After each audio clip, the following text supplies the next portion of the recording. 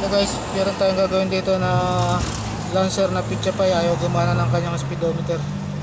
Ngayon, testingin natin ang kanyang linya doon sa mismong sensor ng speedometer. Yan ang titingnan natin kung kompleto linya. Pagka kompleto linya noon, ang papalitan natin yung pinaka-sensor niya. Dahil mga idol, i-on lang natin itong susi. Yan, pag naka-on ng ganyan yung susi, testingin ngayon natin nasa labas. Yan mga idol, naka-negative tayo. Ito, negative test light natin. Testingin natin to kung meron siyang lalabas. Yan, may ignition. Yan, pa-positive natin to test light natin. Yan, kailangan meron siyang ground.